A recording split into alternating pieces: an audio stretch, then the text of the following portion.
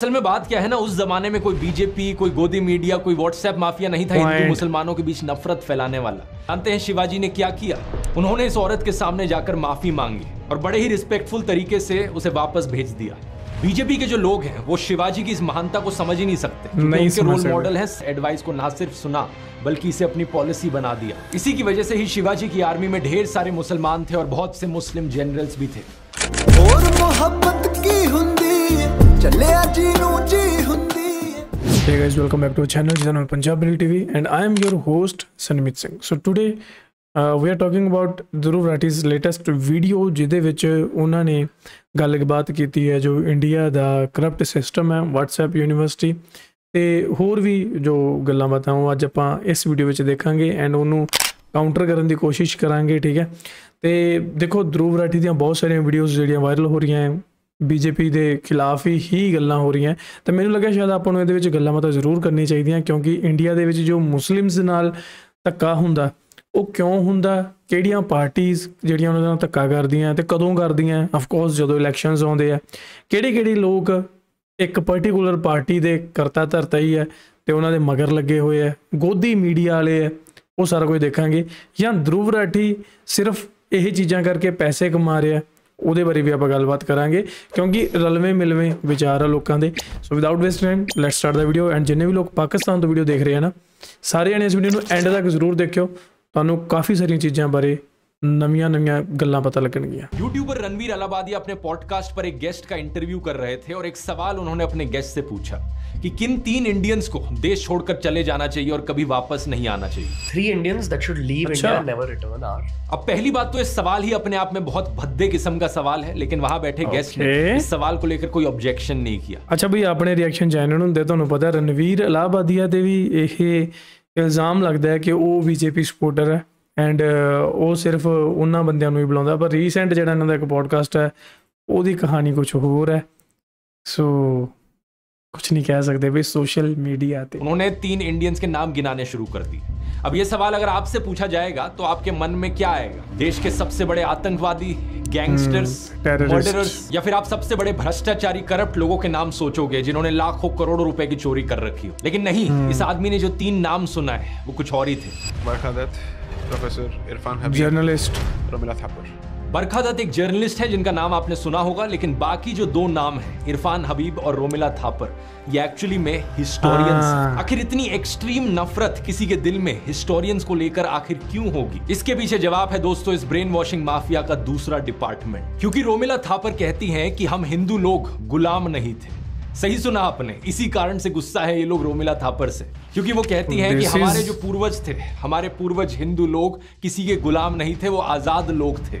ये बड़ी दिलचस्प बात है, क्योंकि आमतौर पर हमारे समाज में लोग एक दूसरे को गाली देते हैं ऐसी चीजें कहकर कि तुझे तो मैं अपने घर पे नौकर भी ना रखूं, तेरी औकात क्या है, तू तो गुलाम है। और लोग ऑफेंडेड फील करते हैं जब उन्हें गुलाम या नौकर बुलाया जाए तो। लेकिन यहाँ पर केस इसका बिल्कुल उल्टा है। रोमिला थापर कहती हैं कि आप गुलाम नहीं थे, आप नौकर नहीं थे, लेकिन ये भाजपाई हिंदू, उनसे गुस्सा है इस चीज को लेकर कि कैसे कह दिया कि हम आजाद थे, ऐसे कैसे हमसे गुलामी का लेबल आपने छीन लिया। रोमिला थापर, भारत छोड़ो।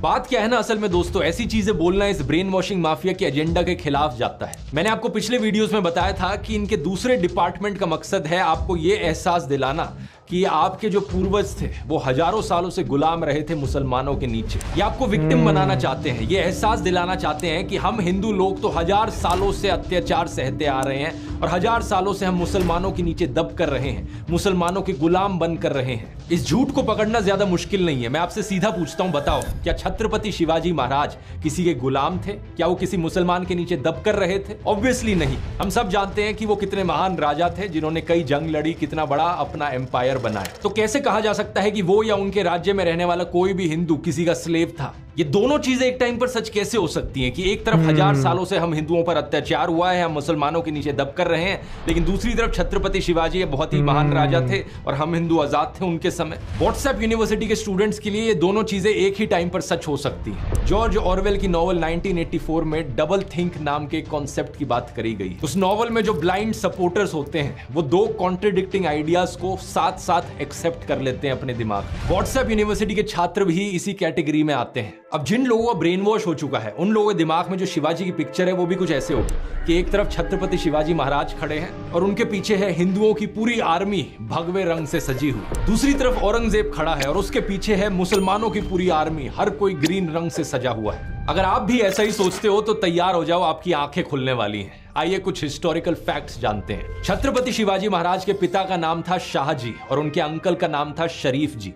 और जानते हैं शरीफ जी नाम कहां से आया? ये नाम रखा गया है एक सूफी सेंट के नाम पर। इससे पता चलता है कि ना सिर्फ शिवाजी महाराज खुद बल्कि उनके दादाजी भी हिंदू सेंट्स और मुस्लिम सूफी सेंट्स दोनों की रिस्पेक्ट किया करते थे। असल में बात क्या है ना, उस जमाने में कोई बीजेपी, कोई गोदी मीडिया, कोई व्हाट्सएप माफिया नहीं था हिंदू मुसलमानों के बीच नफरत फैलाने वाला। इसलिए इवन दो छत्रपति शिवाजी खुद एक हिंदू थे, वो मुसलमानों का बड़ा आदर करते थे। केलेशी गांव के याकुत बाबा शिवाजी अक्सर इनके पास जाया करते थे इनकी ब्लेसिंग्स लेने के लिए। खुद से वो हमेशा रिलीजियस फ्रीडम के फेवर में रहे थे। 2 नवंबर साल 1669 में लिखी गई ये एक चिट्ठी है। पंडित रघुनाथ राव शिवाजी के द्वारा दिए गए एक आदेश को कोट कर रहे हैं। श्रीमंत महाराज कहते हैं कि हर किसी को अधिकार हो अपना धर्म फॉलो करने का और कोई भी किसी और को डिस्टर्ब नहीं कर सकता। नोट किया जाता है कि प्लेसेस ऑफ वर्शिप हर जगह हो, प्रॉपर अरेंजमेंट किया जाए ताकि लोग अपनी प्रार्थना, पूजा या नमाज पढ़ पाए। ये पीर्स और मस्जिदों की भी अरेंजमेंट्स को देखते हैं। हिस्टोरियन खाफी खान नोट करते हैं कि शिवाजी के समय एक बड़ा स्ट्रिक्ट रूल हुआ करता था कि जहां भी उनके सोल्जर्स जाएं, वो किसी भी मस्जिद को, कुरान को या औरतों को चोट नहीं पहुंचा सकते। एक समय उनकी आर्मी ने एक मुस्लिम गवर्नर की डॉटर इन लॉ को कैप्चर कर लिया था और शिवाजी के सामने एक तोहफे के तौर पर उस लड़की को प्रेजेंट किया गया। जानते हैं शिवाजी ने क्या किया? उन्होंने इस औरत के सामने जाकर माफी मांगी और बड़े ही रिस्पेक्टफुल तरीके से उसे वापस भेज दिया। बीजेपी के जो लोग हैं वो शिवाजी की इस महानता को समझ ही नहीं सकते क्योंकि उनके रोल मॉडल है सावरकर। और सावरकर पता है क्या चाहते थे? कि औरतों को मोलेस्ट करना, औरतों के खिलाफ अत्याचार को एक हथियार की तरह इस्तेमाल किया जाए किसी भी वॉर में। हम जानते हैं कि श्री राम भी कितना रिस्पेक्ट करते थे सभी औरतों को, लेकिन सावरकर रावण को कोट करता है कहते हुए कि औरतों को अबडक्ट करना और मोलेस्ट करना परमो धर्म है।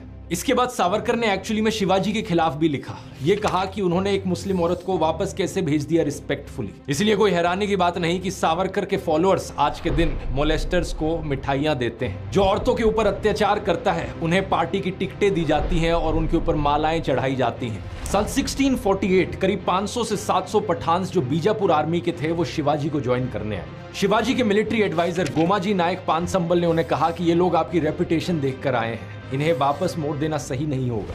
ग्रैंड डफ के द्वारा लिखी गई किताब हिस्ट्री ऑफ द मराठास में हमें पता चलता है कि छत्रपति शिवाजी ने इस एडवाइस को ना सिर्फ सुना बल्कि इसे अपनी पॉलिसी बना दिया। इसी की वजह से ही शिवाजी की आर्मी में ढेर सारे मुसलमान थे और बहुत से मुस्लिम जनरल्स भी थे। वीके राजवाड़े अपनी किताब मराठांच्या इतिहासची साधने के वॉल्यूम 17 पेज नंबर 17 पर लिखते हैं, शिवाजी के सरनोबत यानी कि इन्फेंट्री चीफ एक मुस्लिम थे, ਨੂਰ ਖਾਨ ਬੇਗ। ਸਭਾਸਦ ਬਖਰ ਆਪਾਂ ਸਾਰੇ ਲੋਕ ਦੇਖ ਰਹੇ हैं कि ਭਾਰਤ ਦੇ ਵਿੱਚ ਜਦੋਂ ਇਲੈਕਸ਼ਨ ਆਉਂਦੇ ਆ ਹਿੰਦੂ ਮੁਸਲਮ ਹਿੰਦੂ ਮੁਸਲਮ ਹਿੰਦੂ ਮੁਸਲਮ, ਪਰ ਕਦੇ ਵੀ ਤੁਸੀਂ ਇਹ ਗੱਲ ਨੋਟ ਕਰ ਲਓ, ਚਾਹੇ ਹਿੰਦੂਆਂ ਦੇ ਪੁਰਾਣੇ ਵੱਡੇ ਵੱਡੇ ਰਾਜੇ ਮਹਾਰਾਜੇ ਹੋਣ ਚਾਹੇ ਮੁਸਲਮਾਨਾਂ ਦੇ ਰਾਜੇ ਮਹਾਰਾਜੇ ਹੋਣ, ਉਹਨਾਂ ਦੀਆਂ ਜੇਕਰ ਆਪਾਂ ਅਸਲੀ ਰਿਸਰਚ ਕੀਤੀਆਂ ਹੋਈਆਂ ਡਾਕੂਮੈਂਟੇਸ਼ਨ ਵੱਲ ਝਾਤੀ ਮਾਰੀਏ ਨਾ ਤੇ ਆਪਾਂ ਨੂੰ ਪਤਾ ਲੱਗੂਗਾ ਕਿ ਇੱਕ ਦੂਜੇ ਦੇ ਧਰਮ ਦੀ ਰਿਸਪੈਕਟ ਕਰਦੇ ਸੀ। ਇਹਨਾਂ ਨੂੰ ਹੁੰਦਾ ਸੀ ਕਿ ਇੱਥੇ ਰਾਜ ਸਾਡਾ ਜ਼ਰੂਰ ਹੋਵੇ ਪਰ ਉਹ ਇਹ ਨਹੀਂ ਚਾਹੁੰਦੇ ਸੀ ਕਿ ਇੱਥੇ ਕੋਈ ਵੀ ਮੁਸਲਮਾਨ ਨਾ ਹੋਵੇ। ਇਹ ਜਿਹੜਾ ਪ੍ਰੋਪੋਗੈਂਡਾ ਹੈ ਨਾ, ਇਹ ਜਦੋਂ ਦੀ ਪॉलिटिक्स आई है ना ਉਹਨੇ ਲਿਆਂਦਾ। के पेज नंबर 76 पे आपको शिवाजी के लेफ्टिनेंट का नाम भी मिलेगा, शामा खान। शिवाजी के टॉप नेवी चीफ्स में से दो लोग थे, दौलत खान और दरिया साहब। ਇੱਥੇ ਮੈਂ ਕਈ ਮੁਸਲਮਾਨ ਵੀਰਾਂ ਨੂੰ ਵੀ ਕਹਿਣਾ ਚਾਹੂੰਗਾ ਕਿ ਤੁਸੀਂ ਕਈ ਜਣੇ ਮਹਾਰਾਜਾ ਰਣਜੀਤ ਸਿੰਘ ਨੂੰ ਵੀ ਮਾੜਾ ਕਹਿੰਦੇ ਆ ਤੇ ਕਹਿੰਦੇ ਆ ਕਿ ਉਹਨਾਂ ਦੇ ਰਾਜ ਦੇ ਵਿੱਚ ਮੁਸਲਮਾਨ ਸੇਫ ਨਹੀਂ ਸੀ, ਪਰ ਇੱਦਾਂ ਦਾ ਨਹੀਂ ਸੀ। 40 ਸਾਲਾਂ ਦੇ ਰਾਜ ਦੇ ਵਿੱਚ ਸਾਰੇ ਮੁਸਲਮਾਨ ਵੀ ਸੇਫ ਸੀ, ਸਾਰੇ ਹਿੰਦੂ ਵੀ ਸੇਫ ਸੀ। ਜਿੱਦਾਂ ਇੱਥੇ ਇੱਕ ਜਿਹੜਾ ਸ਼ਿਵਾਜੀ ਨੇ ਆਪਣੇ ਕੋਲ ਇੱਕ ਸੈਨਾਪਤੀ ਰੱਖਿਆ ਸੀ ਜਿਹਦਾ ਨਾਮ ਵੀ ਮੁਸਲਮਾਨ ਸੀ, ਉਸੇ ਤਰ੍ਹਾਂ ਮਹਾਰਾਜਾ ਰਣਜੀਤ ਸਿੰਘ ਦੇ ਰਾਜ ਦੇ ਵਿੱਚ ਵੀ ਉਹਨਾਂ ਦੇ ਦਰਬਾਰ ਦੇ ਵਿੱਚ ਚੰਗੇ ਅਹੁਦਿਆਂ 'ਤੇ ਮੁਸਲਮਾਨ ਸੀ। ਐਂਡ ਇੱਕ ਵਾਰ ਇੱਕ ਬੰਦੇ ਨੇ ਉਹਨਾਂ ਨੂੰ ਸੋਨੇ ਦੀ ਸਿਆਹੀ ਨਾਲ ਲਿਖੀ ਹੋਈ ਕੁਰਾਨ ਵੀ ਭੇਟ ਕੀਤੀ ਸੀ ਤੇ ਮਹਾਰਾਜਾ ਰਣਜੀਤ ਸਿੰਘ ਨੇ ਉਸ ਬੰਦੇ ਨੂੰ ਬਹੁਤ ਐਪਰੀਸ਼ੀਏਟ ਕੀਤਾ ਸੀ ਤੇ ਉਹ ਕੁਰਾਨ ਉਹਨਾਂ ਤੋਂ ਲੈ ਕੇ ਆਪਣੇ ਕੋਲ ਸਾਂਭ ਕੇ ਰੱਖੀ ਸੀ। ਸੋ ਇਹ ਸਾਰੀਆਂ ਚੀਜ਼ਾਂ ਹੈਗੀਆਂ, ਸ਼ਾਇਦ ਆਪਾਂ ਨੂੰ ਹਿਸਟਰੀ ਪੜ੍ਹਨ ਦੀ ਲੋੜ ਹੈ। ਅੱਗੇ ਵੀ ਮੈਂ ਦੇਖਿਆ ਕਿ ਪਾਕਿਸਤਾਨ ਦੇ ਵਿੱਚ ਜਿਹੜੀ ਬੁੱਕਸ ਹੈ ਨਾ, ਕਈ ਬੁੱਕਸ ਦੇ ਵਿੱਚ ਜਿਵੇਂ ਹੁਣ ਸਾਡੇ ਵੀ ਇੱਧਰ ਕਈ ਇੱਦਾਂ ਦੀਆਂ ਬੁੱਕਸ ਹੈ। ਯਾਰ ਪਹਿਲੀ ਗੱਲ ਤਾਂ ਰਾਜਨੀਤੀ ਬਹੁਤ ਗੰਦੀ ਚੀਜ਼ ਹੈ, ਇਹਦੇ ਕਰਕੇ ਇੱਕ ਦੂਜੇ ਨੂੰ ਜੱਜ ਨਹੀਂ ਕਰਨਾ ਆਪਾਂ। ਪਰ ਪਾਕਿਸਤਾਨ ਦੀ ਇੱਕ ਐਜੂਕੇਸ਼ਨ ਦੇ ਵਿੱਚ, ਉਹਨਾਂ ਦੇ ਇੱਕ ਸਿਲੇਬਸ ਦੇ ਵਿੱਚ ਇਹ ਚੀਜ਼ ਦਿਖਾਈ ਗਈ ਹੈ ਕਿ ਸਿੱਖਾਂ ਨੇ ਮੁਸਲਮਾਨਾਂ ਨੂੰ ਕੁੱਟਿਆ, ਮਾਰਿਆ, ਇੱਜ਼ਤਾਂ ਲੁੱਟੀਆਂ, ਆਹ ਚੀਜ਼ਾਂ ਦਿਖਾਈਆਂ ਵੀਆਂ। ਇਹ ਮੈਨੂੰ ਰੀਸੈਂਟਲੀ ਪਤਾ ਲੱਗਾ। ਅਤੇ ਜੇਕਰ ਬੱਚੇ ਇਹ ਚੀਜ਼ਾਂ ਪੜ੍ਹਨਗੇ ਤਾਂ ਉਹ ਅੱਜ ਕੱਲ੍ਹ ਉਹ ਕਿੱਦਾਂ ਸਿੱਖਾਂ ਨਾਲ ਪਿਆਰ ਰੱਖਣਗੇ। ਉਸੇ ਤਰ੍ਹਾਂ ਇਹ ਚੀਜ਼ਾਂ ਹੁੰਦੀਆਂ, ਹਿੰਦੂ ਮੁਸਲਮਾਨਾਂ ਨੂੰ ਸਿਲੇਬਸ ਦੇ ਵਿੱਚ ਬੱਚਿਆਂ ਨੂੰ ਆਹ ਪੜ੍ਹਾਇਆ ਜਾਂਦਾ। ਗੁਰੂ ਗੋਬਿੰਦ ਸਿੰਘ ਜੀ ਨੂੰ ਆਤੰਕਵਾਦੀ ਦਿਖਾਇਆ ਗਿਆ ਭਾਰਤ ਦੀ ਐਜੂਕੇਸ਼ਨ ਸਿਸਟਮ ਦੇ ਵਿੱਚ, ਇੱਕ ਸਿਲੇਬਸ ਦੇ ਵਿੱਚ, +2 ਦੀ ਬੁੱਕ। ਹੁਣ ਤੁਸੀਂ ਦੱਸੋ ਕਿ ਤੁਸੀਂ ਆਪਣੀ ਕੰਟਰੀ ਵਿੱਚ ਤੁਸੀਂ ਇਹ ਚੀਜ਼ ਕਰ ਰਹੇ ਹੋ ਅਤੇ ਉੱਥੇ ਤੁਸੀਂ ਬਾਕੀਆਂ ਤੋਂ ਕੀ ਉਮੀਦ ਰੱਖੋਗੇ। ਸੋ ਆਪ ਸਰਚ ਕਰੋ, ਆਪ ਦੇਖੋ। ਸਿਰਫ ਸੁਣੀਆਂ ਸੁਣਾਈਆਂ ਗੱਲਾਂ ਨਹੀਂ, ਇਹ ਨਹੀਂ ਕਿ ਜੋ ਤੁਸੀਂ ਬਚਪਨ 'ਚ ਪੜ੍ਹ ਲਿਆ ਉਹੀ ਸੱਚ ਹੈ। ਹੁਣ ਉਹਦੇ ਬਾਰੇ ਸਰਚ ਕਰਕੇ ਦੇਖੋ, ਤੁਹਾਡੀਆਂ ਅੱਖਾਂ ਖੁੱਲ੍ਹ ਜਾਣੀਆਂ ਕਿ ਜੋ ਅਸੀਂ ਪੜ੍ਹਦੇ ਆਏ ਹਾਂ, ਅਸੀਂ ਸਕੂਲਾਂ 'ਚ ਅਸੀਂ ਪੜ੍ਹਿਆ ਯਾਰ, ਉਹ ਸਭ ਝੂਠ ही सी। इसके अलावा कुछ और भी थे, जैसे कि सिद्दी हिलाल और इब्राहिम खान, जो कि उनकी आर्टिलरी का कमांड संभाल रहे थे। उनके सेक्रेटरी ऑफ इंटेलिजेंस भी खुद एक मुस्लिम थे, मौलाना हैदर अली। क्या आप जानते हैं इन सब चीजों के बारे में? शिवाजी महाराज की एक ये पेंटिंग है जो जरूर आपने कहीं ना कहीं देखी होगी, क्योंकि ये व्हाट्सएप पर बहुत ज्यादा फैलाई जाती है। इसमें दिखाया गया है कि शिवाजी आदिल शाही सल्तनत के अफजल खान को मार रहे हैं। इसे इतना ज्यादा फैलाया जाता है क्योंकि इसमें एक हिंदू मुस्लिम को मार रहा है। लेकिन क्या आप ये जानते हैं कि अफजल खान के एडवाइजर कौन थे? कृष्णमूर्ति भास्कर कुलकर्णी, एक हिंदू ब्राह्मण। और ये किसके एडवाइस पर शिवाजी महाराज ने अपने पास एक लोहे का क्लॉ रखा था? उनके मुस्लिम बॉडीगार्ड रुस्ताम जमा के एडवाइस पर। तो यहाँ एक हिंदू राजा का एक मुस्लिम बॉडीगार्ड था और वहां एक मुस्लिम राजा का एक हिंदू एडवाइजर था। ये सारी चीजें आपको व्हाट्सएप पर कभी नहीं बताई जाएंगी, क्योंकि उनके ब्रेन वॉश करने के एजेंडा के खिलाफ जाता है। अच्छा, और औरंगजेब का क्या यहाँ पर? औरंगजेब की बात करके हमने इस वीडियो की शुरुआत करी थी। व्हाट्सएप के अनुसार औरंगजेब तो एक कट्टर मुसलमान था जो हिंदुओं के खिलाफ था। तो इसका मतलब उसकी आर्मी में तो कोई हिंदू हो नहीं सकता ना। लेकिन गलत। बैटल ऑफ पुरंदर में जहां शिवाजी ने अपने 23 किले खोए, जिसके बाद उन्हें आगरा में एक बंदी बना दिया गया, जानते हैं औरंगजेब की आर्मी को कौन लीड कर रहा था? मिर्जा राजा जयसिंह, एक हिंदू राजपूत। गोविंद पंसारे अपनी किताब हु वाज शिवाजी में बताते हैं कि 400 ब्राह्मणों ने इस लड़ाई के दौरान कोटि चंडी यज्ञ किया था, इस उम्मीद से कि शिवाजी की हार हो। और यह सुनने के बाद अगर आप सोचते हो कि ये 400 ब्राह्मण तो एंटी नेशनल लोग थे, तो आपकी सोच गलत है। ये 400 ब्राह्मण लोग सिर्फ पूजा कर रहे थे अपने किंगडम की विक्ट्री के लिए, जिस किंगडम में ये रहते थे। सालेरी की लड़ाई के बाद औरंगजेब के लेफ्टिनेंट्स ने दक्षिण में एक हिंदू ब्राह्मण को एम्बेसडर के तौर पर भेजा था, ताकि शिवाजी से वापस से फ्रेंडली रिलेशंस बनाए जा सके। दूसरी तरफ से शिवाजी ने काजी हैदर को अपना दूत भेजा, यानी कि एक मुस्लिम राजा का हिंदू एम्बेसडर था और एक हिंदू राजा का एक मुस्लिम एम्बेसडर था। और ये इकलौता ऐसा एग्जाम्पल नहीं है, ऐसे ढेर सारे एग्जाम्पल्स आपको मिल जाएंगे। औरंगजेब ने अपने चीफ दीवान के तौर पर एक हिंदू को अपॉइंट किया था, राजा रघुनाथ रे। और साल 1664 में जब रघुनाथ रे का देहांत हुआ, पता है औरंगजेब ने क्या कहा था? कि ये इतिहास के सबसे महान एडमिनिस्ट्रेटर थे जिन्हें जानते थे। औरंगजेब के शासन में मुगल हुकूमत में एलीट लेवल्स पर जो हिंदू पार्टिसिपेशन था वो 50% बढ़ गया था। मुगलों में जो नोबिलिटी थी, नवाब्स और निजाम्स की, उनमें हिंदूज की पॉपुलेशन 31.6% पर थी। एम आथर अली अपनी किताब the Mughal nobility under Aurangzeb के पेज नंबर 35 पर लिखते हैं, साल 1679 में करीब 72 राजपूत मनसबदार थे औरंगजेब के अंडर। मराठा मनसबदारों की संख्या इससे भी ज्यादा थी, 96 पर, यानी कि टोटल में से 1/5 सिर्फ मराठा थे। औरंगजेब ने इतने मराठाओं को एम्प्लॉय कर रखा था ताकि वो डेक्कन तक अपनी पहुंच बना सके। लेकिन क्या इन सब चीजों का मतलब ये हुआ कि औरंगजेब एक सेक्युलर राजा था जो सभी धर्मों को एक बराबर देखता था? नहीं। औरंगजेब के समय में एक्चुअली में कई हिंदू मंदिरों को तोड़ा गया था। Historian S.A.A. रिजवी लिखते हैं कि जो अकबर के समय पॉलिसी थी को एग्जिस्टेंस की। ਇੱਥੇ ਮੈਂ ਗੱਲ ਹੋਰ ਕਹਿਣਾ ਚਾਹੂੰਗਾ ਕਿ ਮੈਨੂੰ ਨਹੀਂ ਪਤਾ ਕਿ ਤੁਹਾਨੂੰ ਪਾਕਿਸਤਾਨ ਦੀਆਂ ਕਿਤਾਬਾਂ ਦੇ ਵਿੱਚ ਔਰੰਗਜ਼ੇਬ ਦੇ ਬਾਰੇ ਕੀ ਪੜ੍ਹਾਇਆ ਗਿਆ, ਕਿਉਂਕਿ ਤੁਸੀਂ ਮੈਨੂੰ ਹਮੇਸ਼ਾ ਕਮੈਂਟਾਂ ਦੇ ਵਿੱਚ ਕਹਿੰਦੇ ਹੋ ਕਿ ਔਰੰਗਜ਼ੇਬ ਬਹੁਤ ਚੰਗਾ ਰਾਜਾ ਸੀ। ਔਰੰਗਜ਼ੇਬ ਚੰਗਾ ਰਾਜਾ ਨਹੀਂ ਸੀ। ਇੱਥੇ ਇਹ ਨਹੀਂ ਹੈ ਕਿ ਉਹ ਇੱਕ ਮੁਸਲਿਮ ਸੀ ਜਾਂ ਉਹ ਇੱਕ ਮੁਗਲ ਸੀ, ਇਸ ਕਰਕੇ ਮੈਂ ਇਹ ਗੱਲ ਕਹਿ ਰਿਹਾ। ਮੈਂ ਇਸ ਕਰਕੇ ਗੱਲ ਕਹਿ ਰਿਹਾ ਕਿਉਂਕਿ ਵਾਕਈ ਉਹ ਇੱਕ ਚੰਗਾ ਰਾਜਾ ਨਹੀਂ ਸੀ, ਜਿਹਦੇ ਰਾਜ ਵਿੱਚ ਖੁਦ ਮੁਸਲਮਾਨ ਵੀ ਤੰਗ ਸੀ। ਇੱਕ ਵਾਰੀ ਇਤਿਹਾਸ ਪੜ੍ਹ ਕੇ ਦੇਖੋ। ਮੈਂ ਫਿਰ ਕਹੂੰਗਾ ਕਿ ਜੇਕਰ ਤੁਹਾਨੂੰ ਛੋਟੇ ਹੁੰਦੇ ਤੁਸੀਂ ਕਿਤਾਬਾਂ ਦੇ ਵਿੱਚ ਜੋ ਚੀਜ਼ ਪੜ੍ਹ ਲਈ ਉਹ ਸੱਚ ਨਹੀਂ ਹੈ, ਜ਼ਰੂਰੀ ਨਹੀਂ ਕਿ ਉਹ ਸੱਚ ਹੀ ਹੋਵੇ। ਇੱਕ ਵਾਰ ਖੁਦ ਰਿਸਰਚ ਕਰਕੇ ਦੇਖੋ, ਤੁਹਾਨੂੰ ਅਸਲੀ ਔਰੰਗਜ਼ੇਬ ਕੀ ਸੀ ਪਤਾ ਲੱਗ ਜਾਊਗਾ।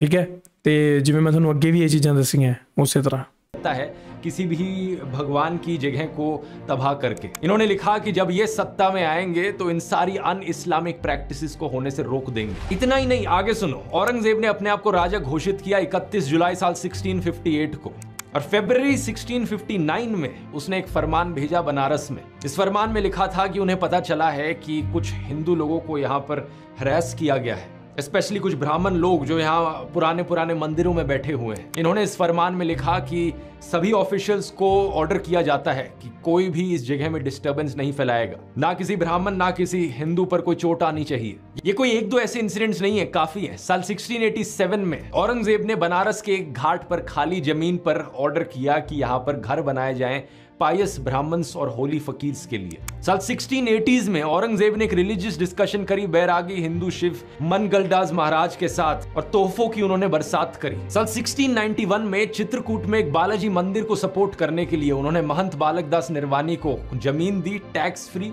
और 8 गांव दिए। लिस्ट बहुत लंबी है। इलाहाबाद, वृंदावन, बिहार, अलग अलग जगहों पर औरंगजेब ने मंदिरों को बनाने के लिए जमीन दी या लोगों को बढ़ावा दिया कि वो मंदिर बनाए। सेम पॉलिसी हिंदुओं के लिए ही नहीं बल्कि जैन्स के लिए भी एक्सटेंड करी गई। लेट 1650s में औरंगजेब ने जमीन दी शत्रुंजिया, गिरनार और माउंट अब्बू की जगहों पर। ये सारी जैन पिलग्रिमेज डेस्टिनेशंस है गुजरात में। ये सब सुनकर दोस्तों आप थोड़ा कंफ्यूजन में आ रहे होंगे कि एक तरफ औरंगजेब मंदिरों को तोड़ रहा था, लेकिन दूसरी तरफ मंदिर बनाने के लिए जमीन दान कर रहा था। ये कैसे हो सकता है? औरंगजेब एक कम्युनल राजा था या एक सेक्युलर राजा था? इस सवाल का जवाब ढूंढने में मैं आपकी थोड़ी मदद करता हूं। आप मुझे ये बताओ, बीजेपी पॉलिटिशियन नरेंद्र मोदी, क्या ये एक कम्युनल पॉलिटिशियन है या ये एक सेक्युलर पॉलिटिशियन है? टाइम्स ਜਦੋਂ ਤੁਹਾਡੇ ਤੇ ਬਹੁਤ ਜ਼ਿਆਦਾ ਇਲਜ਼ਾਮ ਲੱਗਦੇ ਹਨ ਕਿ ਤੁਸੀਂ ਆਹ ਕੀਤਾ ਉਹ ਕੀਤਾ, ਤੁਸੀਂ ਇੱਕੋ ਪਾਰਟੀ ਨੂੰ ਸਪੋਰਟ ਕਰ ਰਹੇ ਜਾਂ ਤੁਸੀਂ ਇੱਕ ਧਰਮ ਨੂੰ ਹੀ ਅੱਗੇ ਰੱਖਦੇ ਹੋ, ਮਾਈਨੋਰਟੀਜ਼ ਨੂੰ ਤੁਸੀਂ ਸਪੋਰਟ ਨਹੀਂ ਕਰਦੇ, ਦੈਨ ਤੁਹਾਨੂੰ ਦਿਖਾਵੇ ਲਈ ਕੁਝ ਚੀਜ਼ਾਂ ਕਰਨੀਆਂ ਪੈਂਦੀਆਂ। ਉਹੀ ਚੀਜ਼ਾਂ ਉਹਨੇ ਕੀਤੀਆਂ,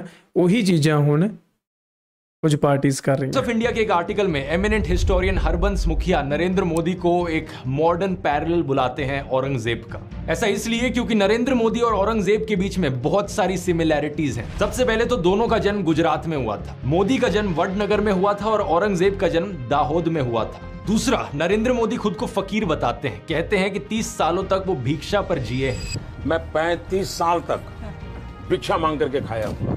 औरंगजेब भी खुद को एक साधु की तरह बताता था। कहा जाता है कि औरंगजेब ने शुरुआत में अपने पैसे कमाए कुरान की कॉपियां बनाकर और नमाज की टोपियों की स्टिचिंग करके। तीसरा, दोनों के दोनों सत्ता के बड़े भूखे थे और इस सत्ता के लालच में आकर दोनों ही कभी कम्युनल बन जाते, कभी सेक्युलर बन जाते, डिपेंडिंग अपॉन द सिचुएशन। मैं अपने मन से बनाकर नहीं बोल रहा इन चीजों को, इन आर्टिकल्स को देखो। नरेंद्र मोदी इस्लाम की प्रशंसा कर रहे हैं कि इस्लाम पीस और हार्मनी का मैसेज फैलाता है। पीएम मोदी कहते हैं कि मुसलमान यूथ के लिए उनका एक विजन है, एक हाथ में कुरान हो और दूसरे हाथ में कंप्यूटर हो। पीएम मोदी कहते हैं कि मालदीव्स की आइकॉनिक फ्राइडे मस्जिद की कंजर्वेशन में इंडिया मदद करेगा। पीएम मोदी बीजेपी वर्कर्स को एडवाइस देते हैं कि प्लीज एंटी मुस्लिम रिमार्क्स मत फैलाओ। इन ट्वीट्स को भी देखिए। पीएम मोदी ईद पर बधाई देते हैं, कहते हैं प्रॉफिट मोहम्मद की टीचिंग्स को हमें फॉलो करना होगा। मुहर्रम की ओकेजन पर लोगों को हजरत इमाम हुसैन के सैक्रिफाइस का याद दिलाते हैं। ये तो हो गए हमारे सेक्युलर मोदी। अब दूसरी तरफ कॉम्युनल मोदी को देखिए। सीए एनआरसी प्रोटेस्ट के दौरान पीएम मोदी कहते हैं कि ये आग लगाने वाले कौन हैं, इनके कपड़े देखकर इन्हें पहचाना जा सकता है। ये आग लगाने वाले कौन हैं, वो उनके कपड़ों से ही पता चल जाता है। इनकी लीडरशिप के अंडर एक से बढ़कर एक बीजेपी पॉलिटिशियंस ने नफरतखोर भाषण दिए हैं, लिंचिंग्स हुई हैं, बिल्किस बानो केस के कॉन्विक्ट्स को यहाँ पर मालाएं चढ़ाई गई हैं, उन्हें मिठाइयां दी गई हैं, उन्हें संस्कारी ब्राह्मण बुलाया गया है। व्हाट्सएप यूनिवर्सिटी पर डेली आपको कोई ना कोई मैसेज आता है जो मुसलमानों के खिलाफ नफरत फैलाता है। रिसेंटली भी पीएम मोदी ने अपने भाषणों में मुस्लिम्स के खिलाफ डॉग विस्लिंग करी। इन्होंने ऑपोजिशन पर आरोप डाला कि उनका मुगल माइंडसेट है। सावन के महीने में मटन बनाने का मौज ले रहे हैं, वीडियो दिखाकर वो मुगल के लोगों के जमाने की जो मानसिकता है ना, उसके द्वारा वो देश के लोगों को चिढ़ाना चाहते हैं। ट्विटर पर एक से बढ़कर किन्नू चिढ़ा रहा मोदी साहब, की हो गया थानू भी? एक अकाउंट जो मुसलमानों के खिलाफ नफरत फैलाता है, पीएम मोदी उन्हें फॉलो करते हैं। तो ये हो गए हमारे कॉम्युनल मोदी। व्हाट्सएप पर आपके फोन पर मैसेजेस आते हैं जो कहते हैं कि देखो हिंदुओं पर कितना अत्याचार किया है मुगलों ने सदियों से, और इसके बाद भी अगर कोई हिंदू सेक्युलर रहे तो वो कायर हिंदू होगा। ऐसी ही चीजें लिखकर भेजते हैं व्हाट्सएप में। मैं यहाँ पर इन व्हाट्सएप माफिया वाले लोगों से पूछना चाहता हूँ, क्या तुम लोग अपने आप को शिवाजी महाराज से ज्यादा बहादुर समझते हो? क्योंकि फर्क जानते हो पता है क्या है दोस्तों? छत्रपति शिवाजी महाराज भी औरंगजेब के समय पर ही जीते थे, लेकिन फर्क जानते हो क्या है? शिवाजी महाराज एक सेक्युलर हिंदू थे, वो मुसलमानों से नफरत नहीं करते थे। किसी भी इतिहास की किताब में इसका एक सबूत तक आपको नहीं मिलेगा जहां शिवाजी ने किसी भी मुस्लिम के खिलाफ डिस्क्रिमिनेशन करी हो। औरंगजेब ने नॉन मुस्लिम्स के ऊपर जिजिया टैक्स लगाया था। इसको लेकर शिवाजी ने पता चिट्ठी में क्या लिखा था? उन्होंने कहा था कुरान की किताब ईश्वर का शब्द है, इसमें लिखा गया है कि जो ईश्वर है वो पूरे ब्रह्मांड का ईश्वर है, सिर्फ मुसलमानों का नहीं। हिंदू और मुसलमान दोनों उसके सामने एक बराबर है, तो किसी भी एक धर्म के खिलाफ नफरत फैलाना उस ईश्वर के खिलाफ जाता है। शिवाजी महाराज ने अपनी चिट्ठी में यह भी लिखा था कि औरंगजेब के शासन में दोनों हिंदू और मुसलमान सोल्जर्स नाखुश हैं। अनाज का दाम बहुत बढ़ गया है, इसलिए जिजिया टैक्स लगाना ब्राह्मण, बैरागी और जैन साधुओं पर सही नहीं है। शिवाजी ने अपनी चिट्ठी में यह भी लिखा था कि गरीबों पर ऐसा टैक्स लगाना मुगलों के ट्रेडिशन के खिलाफ जाता है। ना तो अकबर, ना जहांगीर और ना ही शाहजहां ने कोई ऐसा जिजिया टैक्स लगाया था। शिवाजी यहां पर अकबर की तारीफ करते हैं, ये कहते हैं कि उनका राज 52 साल तक रहा, लेकिन उन्होंने सबको एक बराबर देखा। यही कारण है कि लोग उन्हें जगत गुरु मानते हैं। अब मुगल शहंशाह अकबर की बात करी जाए यहाँ पर दोस्तों, तो फिर से वही कहानी आ जाती है। व्हाट्सएप पर आपको एक बार फिर से हिंदू मुस्लिम की राइवलरी दिखाई जाती है, जैसे शिवाजी औरंगजेब की थी। यहाँ पर अकबर और महाराणा प्रताप के बीच एक हिंदू मुस्लिम राइवलरी दिखाई जाती है, दिखाने के लिए कि देखो हिंदू वर्सेस मुस्लिम, ये था हमारा इतिहास। लेकिन फिर से एक बार व्हाट्सएप के बाहर अगर आप नजर डालोगे असली इतिहास पर, आपको दिखेगा इस बात में रत्ती भर भी सच्चाई नहीं है। इस स्टैचू को देखिए, यह है अफगान के पठान हकीम खान सुर, शेर शाह सूरी के एक डिसेंडेंट। ये एक मुस्लिम वॉरियर हैं जो बड़ी महानता से महाराणा प्रताप की साइड पर लड़े थे और इन्होंने अपनी जान खोई थी हल्दी घाटी की लड़ाई में। दूसरी तरफ अकबर के पास थे हिंदू जनरल राजा मान सिंह और उनकी आर्मी में ढेर सारे राजपूत सोल्जर्स। व्हाट्सएप पर आने वाले मैसेजेस आपको कहानी सुनाते हैं कि कैसे औरंगजेब के समय में विश्वनाथ मंदिर को तोड़ा गया, लेकिन जो वो आपको नहीं बताते वो ये कि इस मंदिर को बनाया किस समय गया था? अकबर के शासन में। इसे बनाया गया था राजा मान सिंह के सुपरविजन में। अगर एक मुगल शहंशाह ने इस मंदिर को तोड़ा तो दूसरे मुगल शहंशाह ने इस मंदिर को बनाया भी। प्रधानमंत्री मोदी की सरकार ने भी अकबर को एडमायर किया था अपनी G20 की किताब Bharat the mother of democracy में। इसके 38 पेज पर लिखा है कि कैसे तीसरे मुगल बादशाह अकबर एक तरीके की डेमोक्रेसी प्रैक्टिस करते थे, जहां पर सभी धर्मों को एक बराबर देखा जाता था। अकबर ने सुलह एक कुल की डॉक्ट्रिन इंट्रोड्यूस करी थी, जिसका मतलब है पीस फॉर ऑल, सबके लिए शांति रहे। इस बुकलेट में नवरत्न का भी मेंशन किया गया है, जो कि 9 वाइज लोग थे जो अकबर के काउंसलर्स थे, जिनकी मदद से अकबर ने जनता के हक में स्कीम्स को इंप्लीमेंट किया था। और व्हाट्सएप के छात्रों के लिए मैं ये भी बता दूं, इन 9 में से 4 एक्चुअली में हिंदू थे, राजा टोडरमल, राजा मान सिंह, राजा बीरबल और तानसेन। क्या आप ये जानते हो संत तुलसीदास ने रामचरितमानस को भी अकबर के शासन में लिखा था? इतना ही नहीं, रामलीला की शुरुआत भी इसी समय हुई थी मेघा भगत के द्वारा, जो कि तुलसीदास के ही एक डिसिपल थे। बहुत सी हिंदू एपिक्स जैसे कि रामायण, महाभारत, विष्णु पुराण और कथा सरित सागर, इन सब को इसी समय के दौरान अकबर के शासन में पर्शियन में भी ट्रांसलेट किया गया था। सिर्फ अकबर ही नहीं, मुगल प्रिंस दारा शिकोह ने भी 52 उपनिषद और भगवत गीता को पर्शियन में ट्रांसलेट किया था। इनका मानना था कि उपनिषद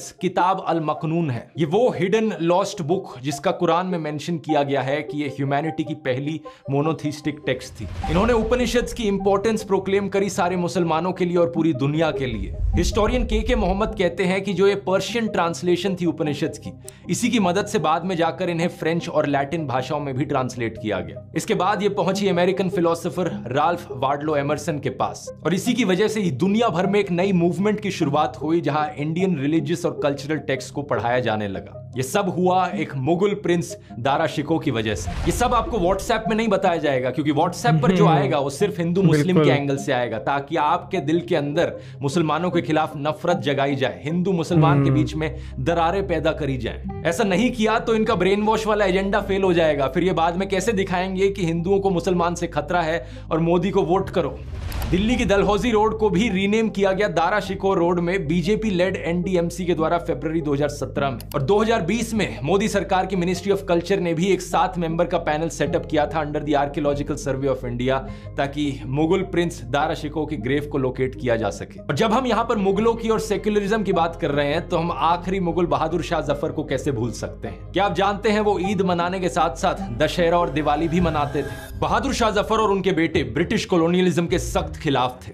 1857 की रिवोल्ट के दौरान मेरठ से कई सिपाही उनके पास आए और उन्हें अपना राजा प्रोक्लेम किया। इसके बाद उन्होंने कई सारे नवाबों को, जमींदारों को और लोकल राजाओं को कहा कि आओ साथ में मिलकर हम अंग्रेजों के खिलाफ लड़े। इन्होंने हाथ मिलाया नाना साहेब, रानी लक्ष्मीबाई, बेगम, हजरत महल और कई सारों के साथ। लेकिन अनफॉर्चुनेटली इन्हें ब्रिटिश के द्वारा कैप्चर कर लिया जाता है और एग्जाइल पर बर्मा भेज दिया जाता है। जब हमारे सेक्युलर प्रधानमंत्री मोदी 2017 में वहां गए थे तो उन्होंने जफर की मजार को भी विजिट किया था और उन्हें फ्लोरल ट्रिब्यूट दिया था। लेकिन इन मुगलों के अलावा भी दोस्तों ऐसे कई मुस्लिम राजा थे जो सेक्युलर थे, जैसे कि अवध के आखिरी राजा वाजिद अली शाह, जिन्होंने आदाब को इंट्रोड्यूस किया लखनऊ में एक सेक्युलर सैल्यूटेशन के तौर पर। कश्मीर के ज़ाइनुल अबिदीन, जिन्होंने जिजिया टैक्स को अबॉलिश किया और हिंदू सेंटिमेंट्स को रिस्पेक्ट करने के लिए इन्होंने गौ हत्या पर भी बैन लगा दिया। इन्होंने संस्कृत लैंग्वेज और लिटरेचर में पेट्रनेज भी एक्सटेंड किया। अब राजाओं का ये इतिहास इकलौता सबूत नहीं है दोस्तों, इसके अलावा भी हमारे पास ढेर सारा सबूत है जो ये साबित करता हो कि आम हिंदू और आम मुसलमान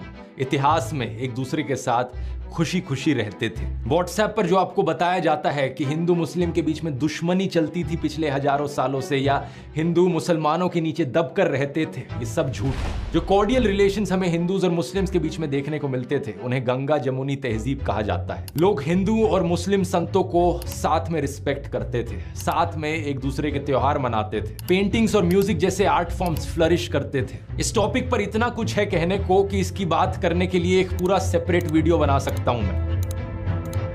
लेकिन अगर हम आज की भी बात करें, हमें आज भी देखने को मिलता है कि कैसे मुस्लिम्स रामलीला को ऑर्गेनाइज कर रहे हैं। कई मुस्लिम्स भाग लेते हैं रामलीला में अलग अलग रोल्स करते हुए, कोई रावण के पुतले बनाते हैं। कितनी ही फोटोज आपको मिल जाएंगी जहां पर मुसलमान बच्चे अपने आप को राधा और कृष्ण की तरह ड्रेसअप करके जन्माष्टमी बनाते हुए दिखते हैं। मुस्लिम सिंगर मोहम्मद रफी, मुस्लिम लिरिसिस्ट शकील बदायूनी, मुस्लिम म्यूजिशियन नौशाद, इन सब ने कैसे कैसे भजन्स बनाए हैं क्या आप जानते भी हैं? मन तरपत हरि दर्शन को आज मोरे तुम बिना बिगड़े।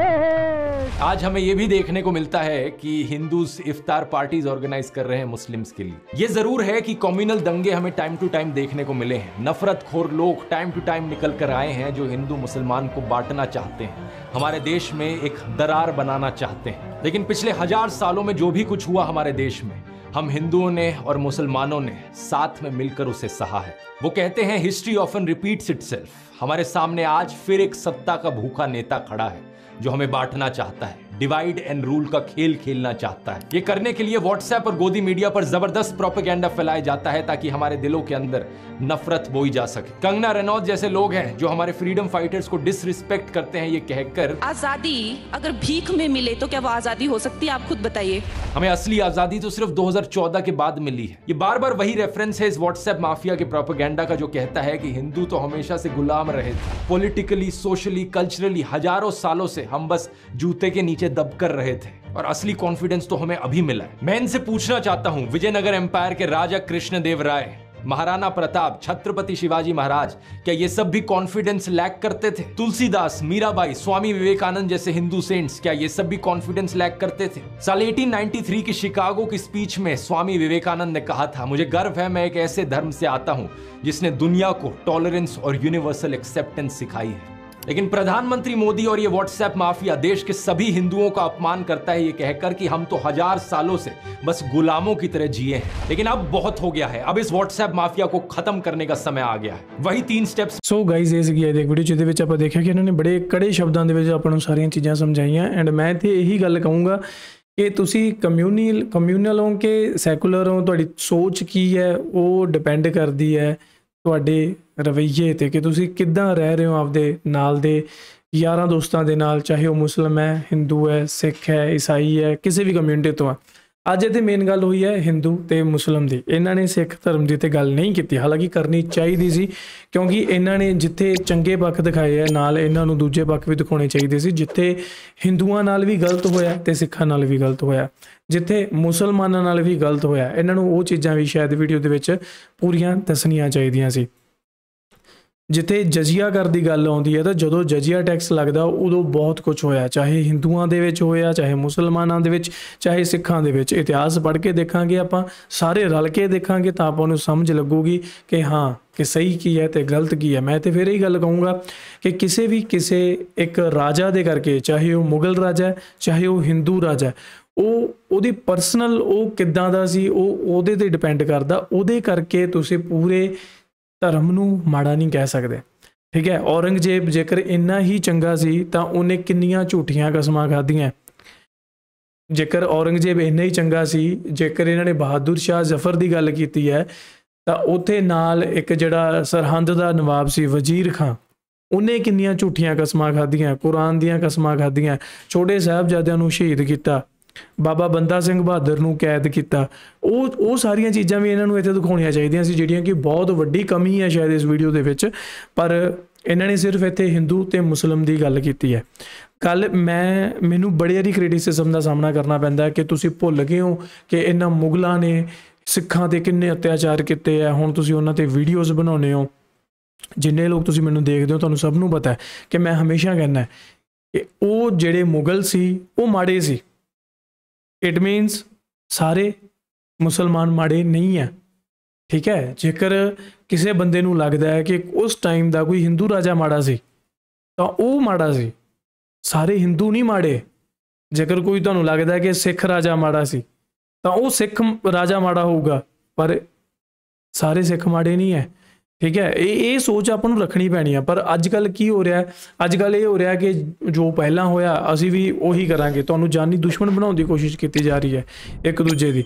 ਦੋ ਪਰਿਵਾਰਾਂ ਦੇ ਵਿੱਚ ਝਗੜਾ ਹੋਵੇ, ਉਹਨਾਂ ਦੇ ਕਈ ਪੀੜ੍ਹੀਆਂ ਦੇ ਵਿੱਚ ਚੱਲਦਾ ਹੈ ਤਾਂ ਪੂਰੇ ਦੇ ਪੂਰੇ ਪਰਿਵਾਰ ਖਤਮ ਹੋ ਜਾਂਦੇ ਆ, ਉਹਦਾ ਕਿਸੇ ਨੂੰ ਫਾਇਦਾ ਨਹੀਂ ਹੁੰਦਾ। ਤੁਸੀਂ ਪੂਰੀ ਕਮਿਊਨਿਟੀਜ਼ ਨੂੰ ਆਪਸ ਦੇ ਵਿੱਚ ਇੰਨਾ ਜ਼ਹਿਰ ਘੋਲ ਰਹੇ ਹੋ ਤਾਂ ਕੀ ਇਹ ਖਤਮ ਹੋ ਜਾਊਗਾ? ਇਹ ਕਦੇ ਸੁੱਖ ਦੀ ਨੀਂਦ ਕੋਈ ਸੌਂ ਸਕੂਗਾ? ਜੇਕਰ ਹੁਣ ਅੱਜ ਆਪਾਂ ਹਿੰਦੂ ਮੁਸਲਿਮ ਵਾਦ ਵਿਵਾਦ ਰੱਖਾਂਗੇ, ਕੀ ਤੁਹਾਡੇ ਬੱਚੇ ਆਉਣ ਵਾਲੇ ਇਸ ਭਾਰਤ ਦੇ ਵਿੱਚ ਸੇਫ ਹੋਣਗੇ?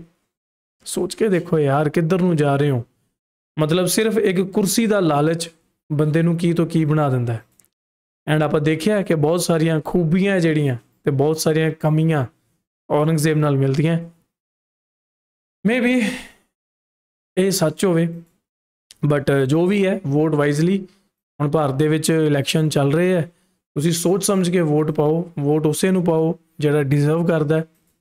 ਜੇਕਰ ਤੁਸੀਂ ਹਿੰਦੂ ਮੁਸਲਿਮ ਵਾਦ ਵਿਵਾਦ ਤੋਂ ਪ੍ਰਭਾਵਿਤ ਹੋ ਕੇ ਵੋਟ ਪਾ ਰਹੇ ਹੋ ਕਿ ਸਾਡੇ ਲਈ ਖੜਾ ਹੈ, ਮੁਸਲਮਾਨਾਂ ਨੂੰ ਮਾੜਾ ਕਹਿ ਰਿਹਾ ਹੈ, ਤਾਂ ਬਈ ਤੁਹਾਡੀ ਵੋਟ ਦਾ ਕੋਈ ਫਾਇਦਾ ਨਹੀਂ, ਤੁਹਾਡੇ ਵਜੂਦ ਦਾ ਵੀ ਕੋਈ ਫਾਇਦਾ ਨਹੀਂ। ਸੀਰੀਅਸਲੀ ਥੋੜ੍ਹਾ ਸੋਚ ਸਮਝ ਕੇ ਵੋਟ ਪਾਇਓ ਯਾਰ।